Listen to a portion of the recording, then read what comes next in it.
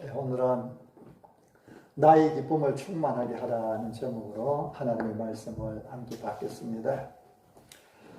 사랑하는 성도 여러분은 예수님께서 피로 값주고 사신 귀중한 존재들입니다. 빌립보서는 우리의 시민권이 하늘에 있다고 말씀하지요. 우리가 비록 이 땅에 살고 있어도 하늘의 시민권을 가진 천국 시민들입니다. 미국 시민권을 가진 사람들 보니까요, 미국 시민권 가진 것에 대한 자부심이 대단합니다.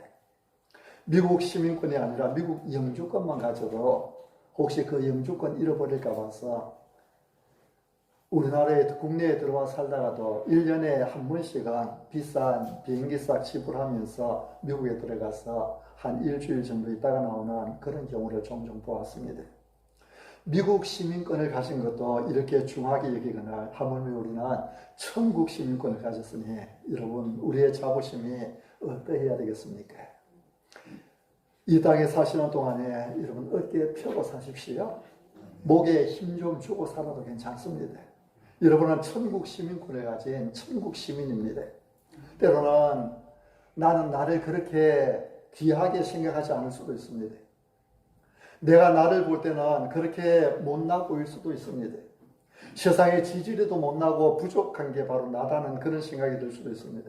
그러나 하나님은 그렇게 생각하시지 않습니다. 여러분, 하나님 우리를 얼마나 귀하게 여기시는지, 하나님은 우리를 예수님보다 더 중요하게 생각해 주셨습니다. 예수님의 목숨보다 더 중요하게 생각해 주셨습니다. 예수님을 십자가에 내어 주심으로 우리를 사주셨습니다. 예수님 안에서 우리의 모든 죄를 용서해 주시고 자녀 삼으셔서 천국 백성이 되게 하셨습니다. 여러분, 이것이 복음이지요. 우리는 이렇게 큰 사랑을 받았습니다. 하나님의 사랑으로 인해 이제 우리는 신분이 바뀌었습니다. 하나님의 자녀가 되었습니다. 천국 시민권을 가진 천국 백성이 되었습니다.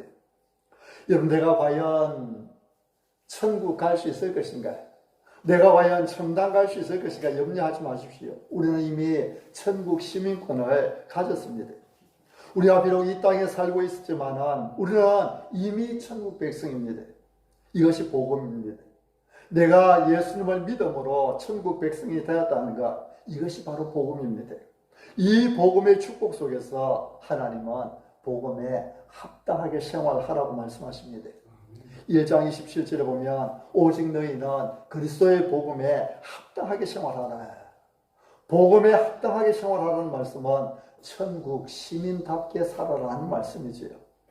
여러분, 내가 이미 천국 백성이라고 한다면 천국 시민답게 살아야 하지 않겠습니까? 천국 시민이 거지 같은 그런 생활을 해서는 안 될 것입니다. 빌립보 시민들은 그들은 로마 시민이라고 하는 그 긍지를 가지고 살았습니다. 우리는 로마입니다. 그 자부심 속에서 서로 로마 시민답게 시민 노릇 잘하자고 그렇게 따뜻거리며 살았습니다. 천국 백성도 마찬가지입니다. 그리스도의 구속으로 말미암아 하나가 되었습니다. 천국 시민이 되었습니다. 이제는 세상을 이기신 예수님 안에서 두려움 없이 시민답게 살아가야 합니다. 오늘 본문은 그러므로라는 단어로 시작하고 있습니다. 앞에서 너희는 그리스도의 복음에 합당하게 생활하라고 말씀하신 후에 이제 그러므로라고 한 단어를 통해서 우리가 복음에 합당하게, 다시 말해서 천국 시민답게 살아가는 길이 무엇인지를 우리에게 보여주고 있는 말씀입니다. 오늘 본문 말씀의 핵심 문장은 나의 기쁨을 충만하게 하라입니다. 나의 기쁨을 충만하게 하라. 우리가 가진 성경, 우리 성경에는 이 말씀이 4절 마지막에 나옵니다만, 그러나 원래 성경에는 이 말씀이 2절 제일 앞에 있습니다. 너희는 충만하게 하라. 하나님의 기쁨으로 그렇게 시작을 합니다. 1절에서 그러므로 그리스도 안에 무슨 권면이나 사랑의 무슨 위로나 성령의 무슨 교제나 긍휼이나 자비가 있거든 하고는 2절에서 나의 기쁨을 충만하게 하라. 마음을 같이하여 같은 사랑을 가지고 뜻을 합하며 한 마음을 품어서 이렇게 되어 있습니다. 그래서 오늘 본문의 핵심이 바로 나의 기쁨을 충만하게 하라는 말씀입니다. 여러분, 나의 기쁨을 충만하게 하라. 무슨 말씀입니까? 여기서 나는 1차적으로는 지금 빌립보 교회에 이 빌립보서를 편지로 써서 보내는 바울입니다. 너희가 복음에 합당하게 생활해서 바로 나 바울에게 기쁨을 주는 그런 성도들이 되라는 것입니다. 바울은 빌립보 교회를 비롯한 여러 교회들을 개척하여 세웠지요. 그리고 지금 바울은 로마의 감옥에 갇혀 있습니다. 로마의 감옥에서 빌립보에 있는 그가 개척하여 세웠던 전도하였던 그 성도들을 향해서 편지를 쓰면서 너희가 나에게 기쁨이 충만하게 해라. 너희가 복음에 합당하게 생활해서 너희가 서로 한마음 한뜻이 되어서 나 바울이 너희의 소식을 듣고 기뻐하게 해달라 그렇게 부탁하는 것입니다. 그런데 여기에서 나는 바울에만 한정되는 것이 아닙니다. 1차적으로는 바울을 말하지만 나아가서 여기 나는 바울의 마음을 감동해서 빌립보서를 기록하게 하시는 하나님이십니다. 그래서 나의 기쁨을 충만하게 하라는 말씀은 결국에는 하나님의 기쁨을 충만하게 하라. 하나님에게 기쁨이 충만하게 하라는 그런 말씀입니다. 이런 복음에 합당하게 사는 길은 다른 것 아닙니다. 바로 하나님께서 기뻐하시는 삶을 사는 것입니다.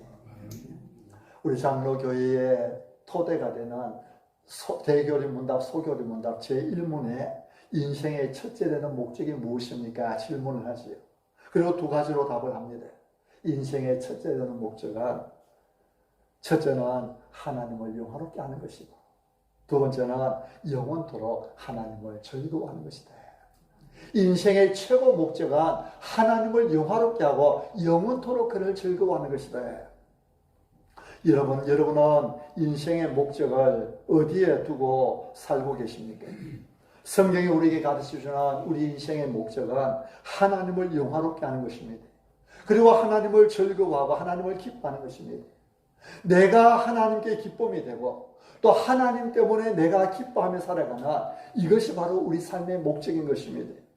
오늘 빌립보서에서 우리가 하나님을 기쁘시게 하는 길은 무엇입니까? 우리가 어떻게 하나님의 기쁨을 충만하게 할 수 있습니까? 그것은 교회가 하나 되는 것입니다. 표준 세번역 성경에 보면 2절을 이렇게 번역했습니다. 여러분은 같은 생각을 품고 같은 사랑을 가지고 뜻을 합하여 한 마음이 되어서 내 기쁨이 넘치게 해주십시오. 같은 생각을 품고 같은 사랑을 가지고 뜻을 합하여 한 마음이 되는 것, 이것이 바로 하나님의 기쁨을 충만하게 하는 것이라는 것이죠. 여러분, 우리가 하나님의 기쁨을 충만하기 위해서는 마음을 같이 해야 됩니다. 같은 생각을 품어야 됩니다. 같은 사랑을 가져야 됩니다. 뜻을 합하여 한 마음이 되어야 됩니다. 뜻을 합한다는 말은 같은 목적을 갖는다는 거예요. 같은 목적을 가지고 서로 사랑하며 마음을 합하여 나아갈 때 우리가 하나님께서 기뻐하시는 성도, 하나님께서 기뻐하시는 교회가 될 수 있는 것입니다. 우리는 예수님 안에서 하나가 되었습니다. 예수님을 구주로 믿는 사람들은 모두가 하나입니다. 우리 유천교회 성도들은 그리스도 안에서 모두 한 형제요, 한 자매들입니다. 유천교회 성도가 아니더라도 예수님을 구주로 믿는 사람들은 모두가 한 형제요, 자매입니다. 예수님을 믿는 사람들은 모두가 하나입니다. 이 땅에서는 개체교회, 지교회들이 여러 갈래로 갈라져 있지만 천국에서는 하나의 교회가 될 것입니다. 예수님을 믿는 사람들은 하나가 됩니다. 그래서 그리스도인은 이 땅에 살면서 이 하나됨의 영광을 누려야 합니다. 이 하나됨을 누리기 위해서 하나님은 세상이 갖지 못한 네 가지를 우리에게 허락해 주셨습니다. 너희에게는 이 네 가지가 있다는 것이죠. 그것이 무엇입니까? 1절 말씀입니다. 우리 1절 말씀을 다시 한번 함께 봉독하시겠습니다. 1절 같이 시작. 그러므로 그리스도 안에 무슨 권면이나 사랑의 무슨 위로나 성령의 무슨 교제나 긍휼이나 자비가 있거든. 아멘. 마무리되지 않는 문장, 끝나지 않는 문장이지만 여러분 오늘 설교를 말씀을 들으면서 이 말씀을 여러분 마음에 새기십시오. 복잡해 보이지만 간단합니다. 그러므로 그리스도 안에 무슨 권면이나 사랑의 무슨 위로나 성령의 무슨 교제나 긍휼이나 자비가 있거든. 그 네 가지가 무엇입니까? 첫째는 그리스도 안에 있는 권면이요. 둘째는 사랑의 위로요. 그리고 셋째는 성령의 교제요. 넷째는 긍휼과 자비입니다. 이 네 가지는 교회가 하나 되기 위한 기초라는 것이죠. 우리가 하나님께서 기뻐하시는 성도가 되기 위한 토대가 바로 이 네 가지, 권면과 위로와 교제와 긍휼과 자비, 이 네 가지입니다. 우리가 먼저 그리스도 안에 권면을 가졌습니다. 그리스도 안에 무슨 권면이나, 우리에게는 그리스도로부터 오는 권면이 있습니다. 그리스도 안에 무슨 권면이나, 예수 그리스도로부터 오는 어떤 권면이 우리에게 있다는 것입니다. 여기 보면 그리스도 안에 무슨 권면이나, 사랑의 무슨 위로나, 성령의 무슨 교제나, 긍휼이나 자비가 있거든. 가정법을 사용하는 것처럼 말씀합니다. 만일 너희에게 무슨 권면이나 위로나 교제나 긍휼이 있거든. 이 말씀 언뜻 읽으면 지금 우리에게는 없는데 만약에 있다면 하는 그런 뜻한 인상을 줍니다. 그러나 이 말씀의 뜻은 그런 뜻이 아닙니다. 지금은 우리에게 없는데 만약에 너희에게 있다면 이렇게 저렇게 해라, 그런 말씀이 아닙니다. 여기 있거든 하는 말은 확실히 있다는 뜻의 말입니다.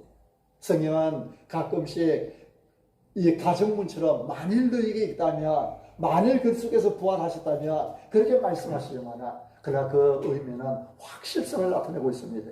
확실히 있다는 것입니다. 우리에게 확실한 권면이 있습니다. 우리에게 확실한 위로와 교제와 긍휼이 있습니다. 그리스도 안에 무슨 권면이나, 하나님은 그리스도 안에서 우리에게 무슨 권면을 주십니다. 이게 권면으로 번역된 단어는 헬라어로 파라클레시스라고 하는 단어인데요, 격려나 위로로 번역할 수 있는 단어입니다. 격려, 위로. 그리스도로부터는 격려.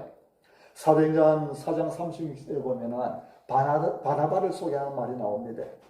구브레에서 난 레위족 사람이 있으니 이름은 요셉이라, 사도들이 일컬어 바나바라, 번역하면 위로의 아들이라 하니. 번역하면 위로의 아들이라 하니. 바나바는 초대교회에 아주 중요한 역할을 했지요. 그가 한 가장 중요한 일 중에 하나는 아마 바울을 발탁해서 주님의 사도로 일꾼으로 쓰임 받을 수 있도록 한 일일 것입니다. 교회의 핍박자요 박해자였던 바울이 예수님을 만나고 변화되었는데 사도들이나 사람들이 그것을 믿어주려고 하지 않았습니다.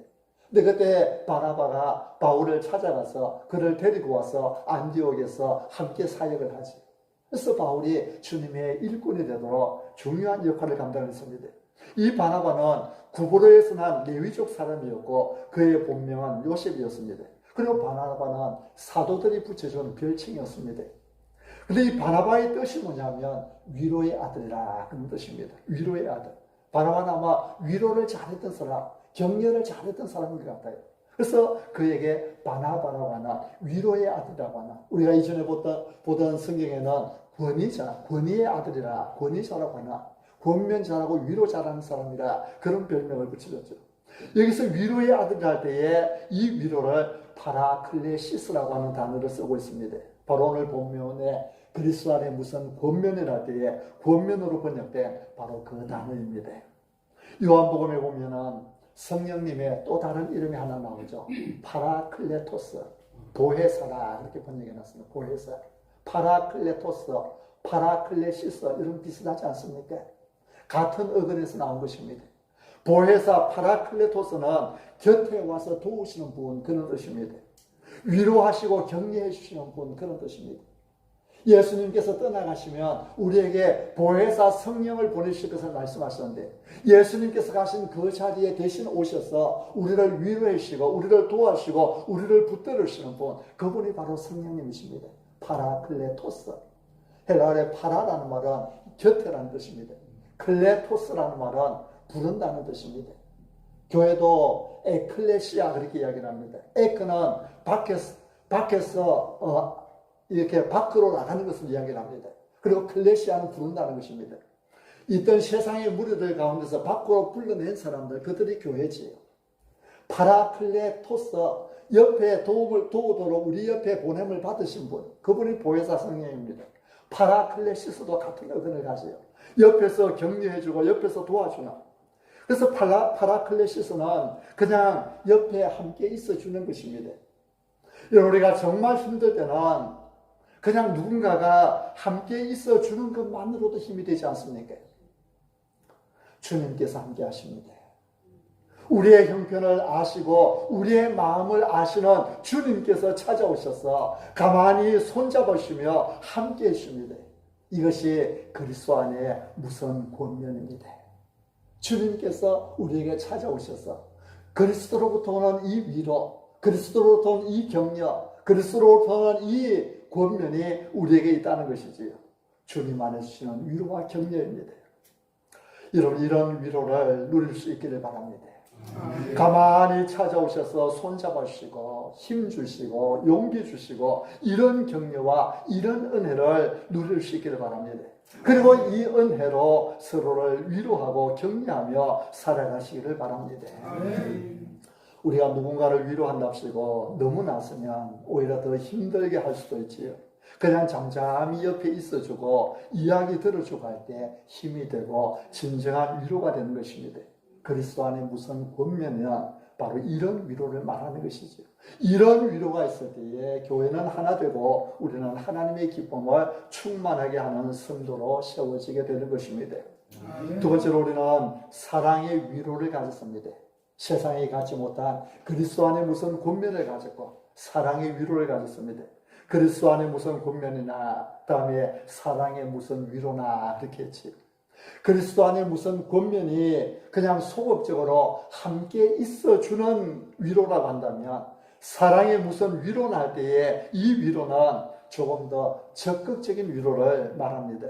여기서 말하는 위로는 달래주는 위로입니다. 달래주는 위로. 앞에 무슨 권면을 할 때 그 위로는 그냥 옆에 있어주는 것입니다. 말이 필요 없이 그냥 옆에서 같이 있어주는 것. 고난당할 때에 힘들어할 때에 함께 있어주는 것. 그것이 그리스도 안에서 무슨 권면, 예수님께로부터 오는 위로인 것입니다. 그리고 이 사랑의 무슨 위로나 할 때 위로는 달래주는 위로입니다. 여러분, 달래주는 위로에서 중요한 것은 사랑으로 해야 한다는 것입니다. 그래서 사랑의 무슨 위로나 이렇게 말씀하지요.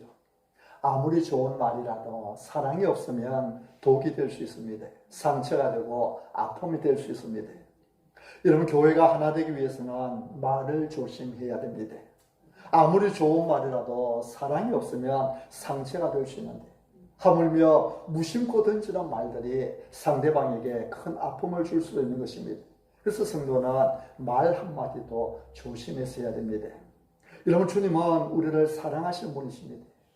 그 사랑으로 위로해 주시는 분이십니다. 힘든 일이 있을 때마다 하나님의 말씀을 붙드시기를 바랍니다. 사랑의 위로를 사람에게 받으려고 하기보다는 먼저 하나님께서 주시는 그 위로를 받으십시오. 힘든 일이 있을 때마다, 낙심되는 일이 있을 때마다 말씀을 붙드시기를 바랍니다. 저도 인간이지요. 목회자도 낙심될 때가 있습니다. 그러나 그때마다 저 자신을 관리하고 저 자신을 이렇게 세우는 길은 뭐냐 하면 저는 그때마다 말씀을 붙듭니다. 저는 힘들 때마다 암송하는 구절들이 몇 개 있습니다. 로마서 8장 35절에 누가 우리를 그리스도의 사랑에서 끌어들여 환난이나 공고나 박해나 기근이나 적신이나 위험이나 칼이냐. 누가 우리를 그리스도의 사랑에서 끌어들여. 아무도 나를 향한 그리스도의 그 사랑에서 나를 끌을 자 없다. 이런 말씀을 묵상하면서 힘을 얻습니다. 여호수아서 1장 9절. 내가 네게 명령한 것이 아니냐. 강하고 담대하라. 두려워하지 말며 놀라지 말라. 네가 어디로 가든지 네 하나님 나 여호와가 너와 함께 하느니라 하십니다. 아멘. 하나님께서 명령하십니다. 너는 두려워하지 말고 너는 강하고 담대하라. 내가 너에게 명령한 것이 아니냐. 네가 어디로 가든지 네 하나님 여호와가 너와 함께 하느니라. 이사야서 41장 10절. 두려워하지 말라. 내가 너와 함께 함이니라. 놀라지 말라. 나는 너의 하나님이 됨이니라. 내가 너를 굳세게 하리라. 참으로 내가 너를 도와주리라. 참으로 나의 어려운 오른손으로 너를 붙들리라. 이런 말씀들을 마음속에 새기고 암송하고 묵상하면서 힘든 일이 있을 때마다 그래, 하나님께서 나와 함께 계시지. 하나님께서 나를 돕고 계시지. 하나님께서 나를 붙들고 계시지. 누가 우리를 이 그리스도의 사랑에서 끌을 수 있겠는가? 세상에 그 어떤 것도 나를 향한 하나님의 사랑을 끌을 수 없다. 이런 하나님은 우리를 위로하신 하나님이십니다. 말씀으로 위로하신 하나님, 사랑으로 위로하신 하나님이십니다. 여러분도 사랑으로 다가가는 위로자가 되시기를 바랍니다. 근데 위로나 권면이나 다 말이라고 하는 매개체를 통해 전달되는 사실을 우리는 기억해야 됩니다. 성경은 말의 권세를 가르칩니다. 혀의 권세를 가르칩니다. 사람이 죽고 사는 것이 혀의 권세에 달렸다고 말씀하지요. 우리의 혀가 사람을 죽일 수도 있고 살릴 수도 있습니다. 하나님은 민수기 14장에서 너희 말이 내 귀에 들린 대로 내가 너희에게 행하리니 말씀합니다. 이스라엘 백성들이 광야 생활 중에 주로 했던 말이 무엇입니까? 원망하는 말이었죠. 불평하는 말들이었습니다. 그들은 원망하면서 늘 못 살겠다, 죽겠다 그런 말들을 했습니다. 그들이 말한 그대로 그들은 가나안 땅에 들어가지 못하고 광야에서 다 죽게 될 것을 하나님께서 말씀하시는 것입니다. 이로 우리는 말의 권세를 믿어야 됩니다. 하나님은 우리의 말이 하나님의 귀에 들린 대로 우리에게 행하시겠다고 말씀하십니다. 우리가 말하는 대로 일이 이루어진다는 것이죠. 평소에 안 된다, 못한다, 망했다는 말을 많이 하는 사람은 정말 실패합니다. 믿는 사람의 마음속에 망했다 그런 말들이 나오는 소리를 들으면 저는 그 앞에서 내색은 못해도 속으로 얼마나 끔찍한지 모릅니다. 그러나 하나님께서 도와주시면 된다고 하는 사람은 결국에는 성공하게 되어 있습니다. 내 힘으로 안 되지만 하나님께서 도와주시면 된다. 하나님은 우리 말이 하나님 귀에 들린 대로 행하시겠다고 말씀합니다. 근데 여러분, 마귀도 보면 말을 타고 역사합니다. 시험에 드는 가정이나 시험에 드는 교회를 보면 반드시 그 뒤에 말이 있습니다. 그래서 우리는 말의 권세가 있다는 사실을 반드시 기억해야 합니다. 사랑의 위로는 사랑의 말로서 서로 달래주고 다독거려주는 것입니다. 여러분의 말 한마디가 많은 사람들에게 힘이 되고 용기를 주는 그런 말이 될 수 있기를 바랍니다. 그렇게 될 때 우리 교회는 하나 되는 교회로 세워지게 될 것입니다. 세 번째로 우리는 성령의 교제가 있습니다. 세상이 알 수 없는 것이죠. 세상에는 없는 것입니다. 우리에게는 성령의 교제가 있습니다. 그리스도 안에 무슨 권면이나 사랑의 무슨 위로나 성령의 무슨 교제나 이 교제는 여러분도 한 번쯤 들어봤을 것입니다. 헬라어로 코이노니아라고 합니다. 코이노니아. 참여한다는 말입니다. 이런 신앙생활에는 독불 장군이 없습니다. 신앙생활은 함께하는 것입니다. 교회가 하나님을 기쁘시게 해드리는 그런 교회가 되려면 교제가 넘치는 교회가 되어야 됩니다. 그런데 교제에서 중요한 것은 성령의 교제가 되어야 한다는 사실입니다. 요한일서 6장에 보면 만일 우리가 사귐이 있다 하고 어둠에 행하면 거짓말을 하고 진리를 행하지 아니함이거니와 그가 빛 가운데 계신 것 같이 우리도 빛 가운데 행하면 우리가 서로 사귐이 있고 그 아들 예수의 피가 우리를 모든 죄에서 깨끗하게 하실 것이요. 우리가 서로 사귐이 있다고 말하면서 다시 말해 우리가 서로 교제하면서 어둠에 행하면 그것은 참된 교제가 아니라는 것이죠. 성령은 진리의 성령입니다. 성령의 무슨 교제는 언제나 진리 안에서 행하는 교제입니다. 성도의 교제에서 중요한 것은 하나님과의 관계입니다. 하나님과의 사귐이 앞서야 됩니다. 하나님과의 교제가 먼저입니다. 하나님과의 교제는 빗전을 하면서 우리끼리 으쌰으쌰하면 그것은 진정한 교제라 할 수 없는 것입니다. 그래서 교회 안에 앞으로 우리 교회도 더욱 성장하면 이제 여러 조직들이 세워져야 되지요. 지금 우리 교회에 어느 다른 교회에 유례 없이 남자분들의 구성 비율이 참 많습니다. 남전도에도 세워져야 되고 여전도에도 세워져야 되고 앞으로 이제 청년들이 전도되면 청년회도 세워져야 되고 이런 기관들이 세워지는데 그 기관들이 그냥 교제하기만 힘쓰며 하나님과의 관계를 뒷전으로 하면 안 되는 것이지. 언제나 하나님과의 교제가 먼저입니다. 성도의 교제가 하나님을 기쁘시게 드리는 교제가 되기 위해서는 언제나 진리 안에서 교제가 되어야 하는 것입니다. 이런 사랑이라고 다 똑같은 사랑이 아니지요. 사랑에도 참된 사랑이 있고 불륜이 있습니다. 불륜을 사랑이라고 해서는 안 됩니다. 불륜은 진리가 아니기 때문이죠. 요즘은 세상이 어떻게 되어가는지 인권이라는 이름으로 모든 것을 합리화하려고 합니다. 인권이라는 이름으로 낙태법도 폐지가 되고요. 인권이라는 이름으로 모든 것이 합리화되어 갑니다. 사람이 성적인 자기 결정권을 가지는 것이 인권이라고 합니다. 그래서 각 시도에서 학생 인권 조례를 만들어서 통과시키려고 하는 것이 학생들에게 자기 성적 결정권을 갖게 해야 된다는 것 아닙니까? 이름은 거창하고 좋지요. 성적 자기 결정권. 근데 그 내용이 무엇입니까?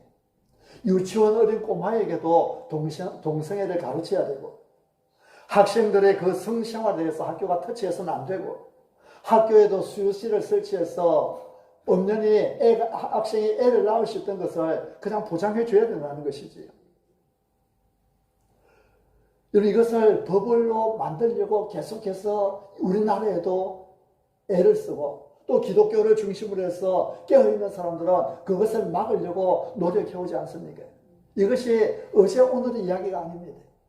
지금 세계 전체의 추세가 그렇게 가고 있고요.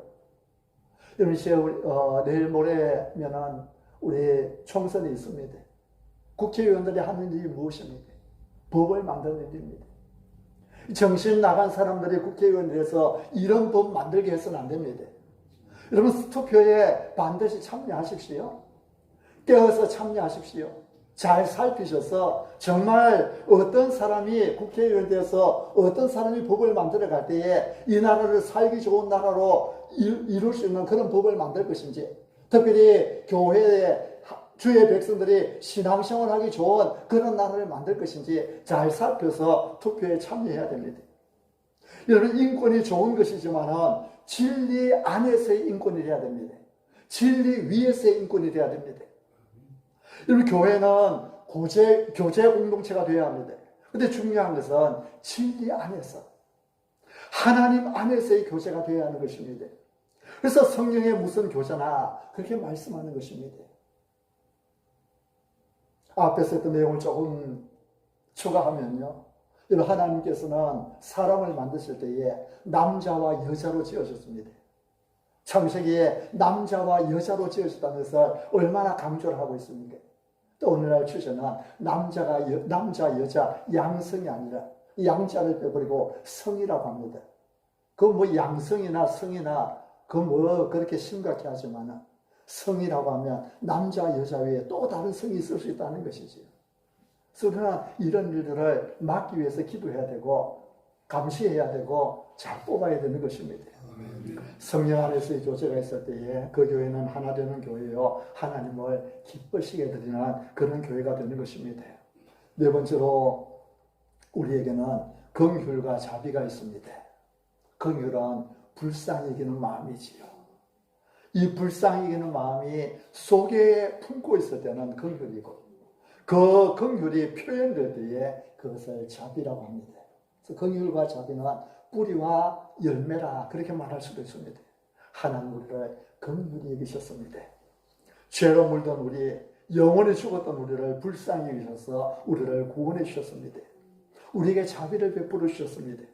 하나님 우리 역시 이웃을 긍휼히 여기는 마음과 자비로운 마음을 가지고 살기를 원하십니다. 그러므로 그리스도 안에 무슨 권면이나 사랑의 무슨 위로나 성령의 무슨 교제나 긍휼이나 자비가 있거든. 여러분, 제가 읽을 때에 여러분 마음속으로 따라 읽으십시오. 오늘 이 자리를 나가기 전에 다른 거 몰라도 1절 말씀은 여러분 마음에 품고 나가십시오. 그러므로 그리스도 안에 무슨 권면이나 사랑의 무슨 위로나 성령의 무슨 교제나 긍휼이나 자비가 있거든. 이런 놀라운 복이 우리에게 있다는 것입니다. 이것이 우리가 하나님을 기쁘시게 드리는 성도, 하나님을 기쁘시게 드리는 교회가 되는 토대가 되는 것입니다. 하나님은 교회가 하나 되기를 원하십니다. 교회가 서로 마음을 같이하여 같은 사랑을 가지기를 원하십니다. 이것이 하나님을 기쁘시게 하는 것이라고 말씀합니다. 그래서 우리가 지금까지 살펴본 1절의 네 가지는 교회가 하나 되기 위한 기초가 무엇인가 하는 것입니다. 그리스도 안에 무슨 권면이 있고, 사랑에 무슨 위로가 있고, 성령에 무슨 교제가 있고, 긍휼과 자비가 있을 때에 그 교회는 하나 되어 하나님의 기쁨을 충만하게 할 수 있다는 것이지요. 이제 3절, 4절은 이 토대 위에서 우리가 어떻게 살아야 할지를 말씀해 줍니다. 3절과 4절은 태도를 말씀하고 있습니다. 1절이 가장 기본인 뿌리라고 한다면, 기초라고 한다면 3절과 4절은 우리가 살아가는 토대입니다. 교회가 하나 되기 위해서 우리가 어떤 태도를 가져야 됩니까? 3절에서 먼저 아무 일이든지 다툼과 허영으로 하지 말고 이렇게 말씀합니다. 아무 일이든지 다툼과 허영으로 하지 말고, 교회가 하나 되기 위해서는 다툼과 허영으로 일해서는 안 된다는 것입니다. 하나님의 기쁨을 충만하게 하기 위해서는 다툼과 허영으로 일하지 말라는 것이지요. 다툼은 지나친 경쟁심을 이야기합니다. 시기심이 그 밑바탕에 깔려 있을 때에 다툼으로 일하기 쉽습니다. 너보다는 내가 뛰어나야 돼. 나는 너를 이겨야 돼. 이 다툼이 교회의 하나됨을 해치는 사탄의 가장 강력한 도구가 될 수 있습니다. 그래서 고린도전서 3장에서는 시기와 다툼으로 일하는 사람들을 향해서 너희가 아직도 육신에 속한 자로다. 너희가 아직도 육신에 속한 자로다. 너희 가운데 시기와 분쟁이 있으니 어찌 육신에 속하여 사람을 따라 행함이 아니리요. 이렇게 말씀합니다. 시기와 분쟁, 시기와 다툼이 그 속에 있을 때에 이들이 신앙생활 한 지 연수가 오래되었지만 아직도 육신에 속한 자다. 아직도 영적인 사람이 못 된다는 것이지요. 야고보서 3장에서는 시기와 다툼이 있는 곳에는 혼란과 모든 악한 일이 있습니다. 시기심으로 일하고 다툼으로 섬기려고 하는 그곳에는 혼란이 있다는 것이죠. 악한 일이 있다는 것입니다. 그래서 다툼으로 일하지 말라고 말씀합니다. 허영은 헛된 영광을 말합니다. 거짓된 영광을 말합니다. 우리 인생의 목표는 하나님을 영화롭게 하는 것입니다. 그런데 어떤 사람들은 자기 영광을 위해서 일하는 사람이 있습니다. 아니, 대부분의 사람들이 자기 영광을 위해서 일합니다. 세상의 거의 모든 사람들은 자기 영광을 위해서 일합니다. 명분은 그럴듯하게 내세우지요. 이웃들을 위하여서, 소외되는 자들을 위하여서, 무엇들을 위하여서. 우리나라의 많은 시민단체들, 실체들이 보면은 소외된 자들을 위한다는 명목으로 시민단체를 만들어 놔놓고 그 지원받아서 그것을 자기 욕심 챙기게 바쁘다고 하는 그런 뉴스들을 우리가 종종 접하지 않습니까? 명분은 그럴듯하지만 자기 영광입니다. 근데 이것이 세상 사람들의 이야기만이 아니라 교회 안에서도 그렇다는 것입니다. 명분은 잘 내세우지만 그러나 그 마음속 깊은 곳까지 뚫고 들어가 보면 결국은 자기가 왕이 돼야 되고 자기가 중심이 돼야 되나 자기 영광을 위해서 일하는 것입니다. 하나님은 다툼으로 일하는 것을 기뻐하지 않는까지 허영으로 일하는 건 역시 기뻐하지 않으십니다. 여러분 일하실 때에 절대로 내 영광을 드러내려고 하지 마십시오. 우리는 하나님께서 주시는 힘으로 봉사할 뿐입니다. 우리에게 섬길 마음을 주시는 분도 하나님이시요, 섬길 수 있는 힘과 능력을 주시는 분도 하나님이시요, 우리에게 직분을 주신 분도 하나님이십니다. 우리는 오직 감사함으로 하나님께 영광을 돌릴 뿐입니다. 다음으로는 오직 겸손한 마음으로 각각 자기보다 남을 낮게 여기라 이야기를 하죠. 각각 자기보다 남을 낮게 여기라. 그래서 좀 더 쉽게 말하면 다른 사람들을 나보다 더 훌륭하게 보라는 것입니다. 여러분 옆에 있는 분에게 한번 이야기해 보실까요? 당신은 나보다 훌륭합니다. 네. 말만 그렇게 하는 것이 아니라 정말 그런 마음으로 가지고 봐야 됩니다. 감사하게도 여러분들이 목사인 저를 볼 때는 목사님은 나보다 뛰어나십니다. 그런 마음을 가지고 저를 대해 주셔서 제가 얼마나 감사할지 몰라요. 우리 장로님을 보실 때도 장로님은 우리보다 뛰어납니다. 그런 마음으로 가지고 대해 주시니 얼마나 좋은지 몰라요. 근데 겉으로 보기에 나보다 못해 보이는 사람, 나보다 배운 것도 적고, 나보다 가진 것도 적고, 나보다 믿은 연수도 적고, 나보다 못해 보이는 그런 사람들을 바라볼 때도 주님께서 말씀하는 것은 당신은 나보다 훌륭합니다. 나보다 뛰어나신 분입니다. 그런 마음을 가지고 보라는 것입니다. 이것이 하나님을 기쁘시게 하는 사람의 모습이라는 것이지. 우리 예수님은 수고하고 무거운 짐진 자들아 다 내게로 오라고 말씀하시면서 나는 마음이 겸손하고 온유하니 내게 배우라 이렇게 말씀하셨습니다. 겸손하신 예수님을 모시고 살아가는 우리는 예수님처럼 겸손하여서 나보다 남을 낮게 여기며 살 수 있어야 됩니다. 오늘 새벽에 기도하는데요. 언제 중에 그 기도가 나오시더라고요. 주님께서 자기를 부인하고 자기 십자가를 지고 나를 따르지 않는 자는 내게 합당하지 않다. 그 말씀하셨습니다. 날마다 자기를 부인하고 자기 십자가를 지고 주님을 따라가야 된다. 그러면서 오늘 이 5절 이하에 나오는 말씀이 생각이 나더라고요. 그리스도께서 이 땅에 오셔되 너희 안에 이 마음을 품으라고 벌써 예수의 마음이 있는데 예수님은 자기를 비워 종의 형체를 가지사 이렇게 말씀하셨죠. 자기를 비워 종의 형체를 가지사. 여기 자기를 비워하되 자기를 낮심으로 이겼다는 것입니다. 나는 아무것도 아닌 것으로 이겼다는 것입니다. 근본 하나님의 본체와 시오 하나님과 동등하신 그분께서 나는 아무것도 아니다. 자기를 비웠다는 것입니다. 자기를 부정한다는 말이 무슨 말입니까? 바로 I am nothing. 나는 아무것도 아니다. 내가 뭔가 된 것처럼 생각하고 뭔가 되는 것처럼 생각을 하면은 교만한 마음이 싹들 수 있습니다. 주님께서 주님을 따르는 제자에게 원하는 것은 I am nothing. 나는 아무것도 아니라는 것입니다. 이것이 하나님을 기쁘시게 드리는 삶이요 교회를 하나 되게 하는 길인 것입니다. 오늘 나의 기쁨을 충만하게 하라는 제목으로 말씀을 받았습니다. 그리스도 안에 무슨 권면이나 사랑의 무슨 교제나 사랑의 무슨 위로나 성령의 무슨 교제나 긍휼이나 자비가 있거든. 하나님 우리에게 너무나 귀한 복을 주셨지요. 그리스도 안에 있어 그리스도로 도는 권면 위로를 우리에게 주셨습니다. 사랑의 위로를 주셨습니다. 성령의 교제, 긍휼과 자비를 주셨습니다. 하나님 우리에게 너무나 귀한 복을 주시는데 이제 다툼과 허영을 버리고 오직 겸손한 마음으로 서로 돌아보아 남을 나보다 더 뛰어나고 훌륭하게 여기며 하나님의 기쁨을 충만하게 드리는 우리 모든 성도가 되실 수 있기를 바랍니다. 아멘.